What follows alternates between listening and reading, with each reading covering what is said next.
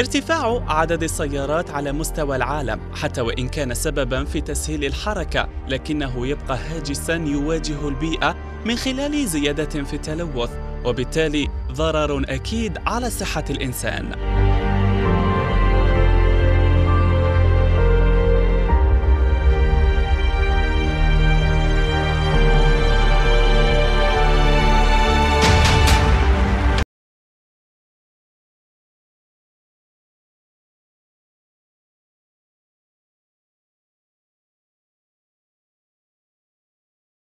وحسب دراسات حديثة أكدت العلاقة الوطيدة بين انبعاثات عوادم السيارات والأسباب الأولية لأمراض القلب والتنفس وحتى أمراض السرطان.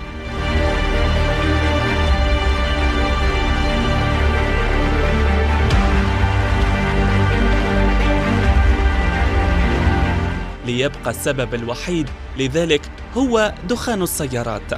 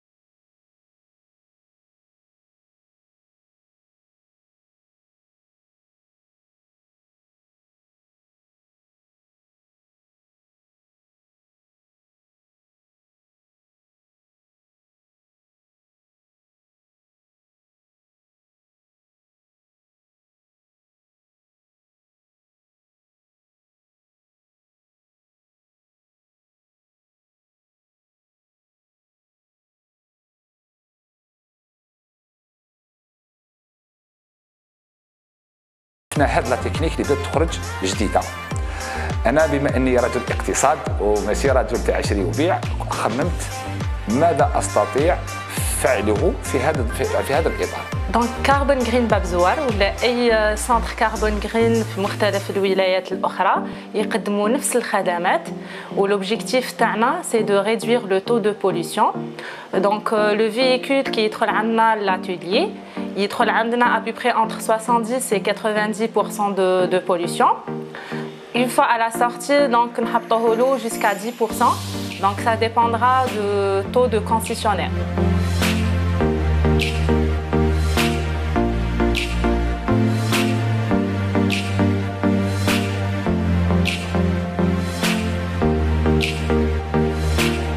مادة الهيدروجين هي المادة المستعملة لإزالة هذه الترسبات مرفقة بتقنيات تكنولوجية حديثة.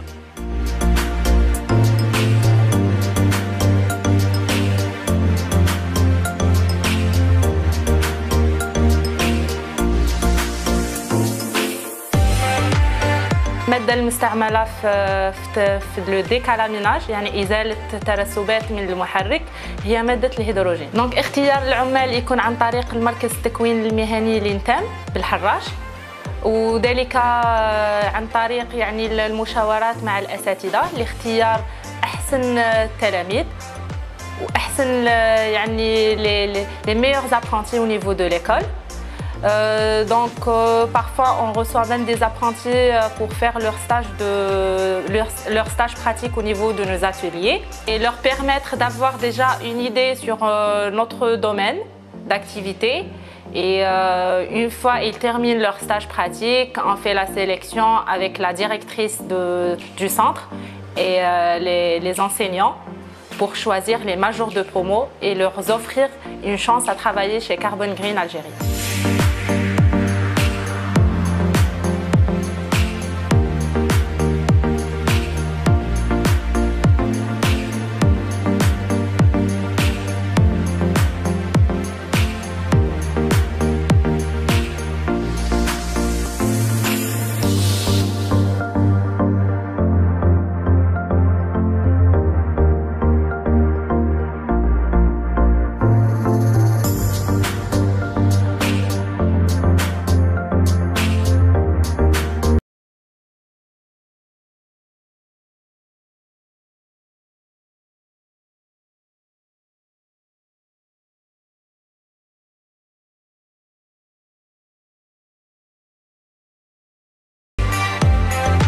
مادة الهيدروجين خطيرة جدا، ولذلك تضع مؤسسة كاربون جرين الثقة في أصحاب الخبرة وكذا الكفاءة في حمل شارة التعامل مع هذه المادة.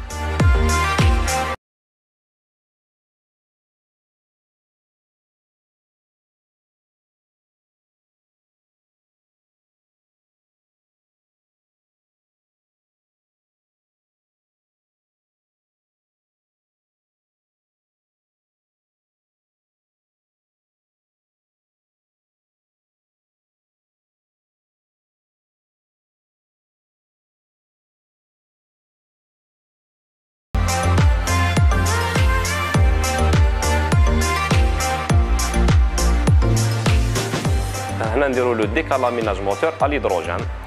السياره كي تدخل لا بروميير دي شوز اون دوموند لو كليون لا كارت غريس تاعو لو كونترول تكنيك، نبعتوها لادمينستراسيون، نفتحوا لها لو دوسي ار سي تاعها. السياره تدخل لنا للورشه من هنا لاتولي اون لا سكان، نبروشيو لا سكانر نسكانيوها او فالور ريال pour bien être bien précisé aux valeurs réelles باش نشوفوا les paramètres du moteur. S'il y a إذا كان un souci sur le moteur, on a l'opération ما نخدمهاش، نعطولو les codes défaut، نمبريميو له le code défaut تاعو avec la pièce اللي يبدلها كي يخدم السياره تاعو، بعد يعاود يولي نديروا له لو ديكالاميناج. إذا السياره مليحه لاباس بها نلونسيو لو سكانر، لونسكون فيني لو سكانر لي بارامتر نقراوهم، نلونسيو لو تيست اوباسيمتر les analyseurs de gaz pour l'essence, pour le diesel.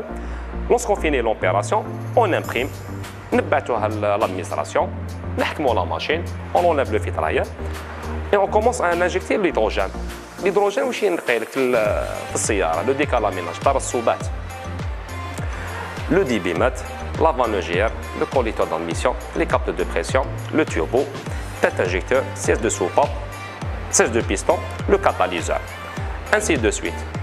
وكاينين في سيارات واحد اخرين عندنا مثال هذه المرسيدس لي نوفيل غام فيهم لو فيتر بارتيكول. لو فيتر بارتيكول دابور افون دو فار لو ديكالاميناج نديرو لا ريجينيراسيون موتور تاع لو فيتر بارتيكول، اون لو ديبوش واش كاين في الطريق. ابخي سي فو لو كليون يحب يدير ان ديكالاميناج اون بو فار لو ديكالاميناج. لو ديكالاميناج على الهيدروجين يلونليف لا كالامين يجي داخل لو موتور ترسبات اللي يدخلوا في لافانوجير في لو كوليكتور في لو توربو هذوك اون فا لي زونلفي. كي نحيوهم لو موتور il va être plus souple trou d'accélération, les pertes de puissance, consommation du gasoil ou de l'essence, au minimum 10%. En sachant que les véhicules, c'est des Euro 4, Euro 5, Euro 6. Les voitures, ils ne sont pas compatibles à lubrifiant, le gasoil ou l'essence. Ils ne sont pas compatibles. C'est des normes européennes. Le moteur il se calamine plus vite. Pardon. Nous avons la technologie. أنا نخدموا فيها وما شاء الله في كاع لي سونتر تاعنا اللي رانا دايرينهم سور لو تيريتوار ناسيونال والخدمه اللي غارونتي بروفتي اومولوغي وعندنا دي بروموسيون سور كيما كنا في الصيف عندنا دي بروموسيون كان في الكليماتيزور في لو غاز 4000 دينار ودوكا عندنا لا بروموسيون سور لاسيورونس سيار 50%. لو كليون كي يدخل il a droit يحب يريحنا في لاتولي يبوزينا دي كيسيون يشوف لوبيراسيون دو ديبي à la fin كيفاش نخدموا راهو حر الكليون راهو حر اذا حب يريح في لادمينستراسيون مرحبا به مي لا ماجوريتي تاع لا كليونتيل كاع تحب تجي لهنا تحب تشوف هذه لا نوفا تكنولوجي كيفاش رانا نخدموها. هذه هي لو سيستيم تاع كاربون جرين. لو كليون راهو حر ما نروحوش on va pas citer des noms des maisons واحد اخرين يقولوا non vous n'avez pas droit ما تدخلش لاتوليك. حنا لو كليون راهو حر يدخل يشوف كيفاش يسقسينا نفهموا اون لو طون معاه والخدمه توجور الحمد لله ما شاء الله ما شاء الله حتى بروبليم ليومنا هذا. اين قدمت لهم دراسات رانا نستناو مازال ما ولاوش يعني مازال ماشي حاجه اللي سهله باسكو لازم نخصصوا الاماكن ونخصصوا الامور. يجعل من ولايه العاصمه اول ولايه في العالم تملك 10 مراكز شبكات لمحاربة التلوث البيئي. وكيف تستطيع كربون جرين أن تساهم على مستوى الوطني؟ حيث قدمت كل الدراسات على مستوى الوطني خلق 1200 منصب شغل 368 مركز إزالة الترسبات في كل ولايات الجزائر. يكون هذا الرقم بعدد رقم مراكز الرقابة التقنية لان في النظام المعلوماتي اللي قدمه لي واللي حصصه اللي حضره لي الشاب محمد حميني اللي نشكره على قرب حق 32 سنه قراو في الامريكان وجاو يعني درنا الادماج الاجباري ليوم الرقابه التقنيه تاع السياره. هذا راح يكون واش يكون عندك لا داج دي كونترول تكنيك لا داج دي كالاميناج لانفورماسيون تطلع لوزاره البيئه مقسومه مع وزاره النقل يقدروا يكروازيو لانفورماسيون ويفيريفيو ويعاقبوا المراكز الترسبات اللي ما تخدمش خدمتها مليح ويعاقبوا مراكز الرقابه التقنيه اللي بالله ما على بالهم كاع ما يقيسوني تلوث لانهم يحزنون. لازم نهضروا الحقيقه ها مليك الايجابيات للرقمنه. رقمنه مليحه عندهم الامكانيات انه يراقبوا كل المراكز عبر الجزائر باكملها. وكربون جرين الهدف تاعها من الامتياز انها لا تفتح 368 مركز. من المستحيل ان نعطوا المثال العمل و350 اللي بقات تروح كاع للمستثمرين. ثلث المستثمرين انساج، ثلث المستثمرين الخواص، وثلث المستثمرين المؤسسات الوطنيه. يعني باش يكون توازن مع العلم ان مركز ازاله الترسبات يعمل كرقم اعمال اقصاه 800 900 مليون سنتيم. يعني شوف كيفاش نخلقوا ثروه بطريقه محكمه وبتطوير الفكر اللي تعلمته ونعطيه لك على العام ماشي في نهار فورماسيون تروح بعيد المدى. لان الاستراتيجيه تطوير الاقتصاد لا يمكنها ان تدرس على عامين او ثلاثه. على الاقل لازم تكون الدراسه في مشروع على الاقل 5 سنوات. انا عطيت لهم دراسه قدمت دراستي اللي تاع كربون جرين على 25 سنه ابتداء من الجزائر وتطويرها نحو الخارج. لان علامه كربون جرين هما دي ميثود دو ترافاي دي بروسيدي. الكربون جرين ما يعتمدش على عتاد ولا ماشي عتاد سكانير كاين بارتو. نسبه قياس عتاد قياس التلوث كاين بارتو. محطات ازاله الترسبات كاين بارتو. يعني احنا طريقه العمل اللي هي لو بروسيس كربون جرين لو سيستيم انفورماتيك ودشنت المؤسسه، يعني باش نشوفوا شويه دشنت المؤسسه 21 مارس 2016 بطريقه كما نقولوا تجاريه، يعني جوريس كوميرس اكسترا، وصرا لي مشكل وطولت باش نفتح لانه الموردين ما يخدموش خدمتهم اكسترا. بحرت تقريبا عام وقت حتى 3 فبراير 2017. فتحت في 3 فبراير 2017، عندنا عامين ونص 13 مركز، 3 في قيد التحضير يعني نولوا في 16، وفي مارس 2018 أي سنة وشهر قمت بتسجيل كربون جرين في فرنسا. مثلت بلادي في فرنسا، مثلت بلادي في سويسرا، مثلت بلادي هنا في الجزائر مع الموريتانيين يعني باش نقولوا باللي كي نخدموا بإطار معمول به وفي إطار التعامل كل مراكز كربون جرين قاموا بتحضيرهم شباب أونسيج.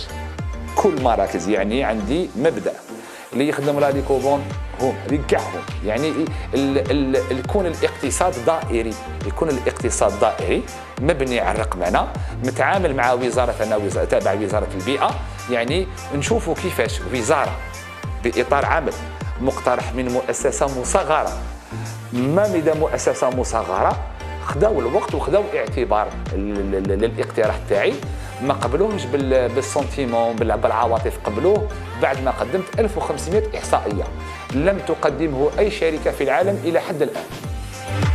الانضمام لمؤسسة كربون جرين متاح، فالمؤسسة تمنح استخدام اسمها بشروط يتم التعاقد مع مسؤول المؤسسة تحت رعاية القانون.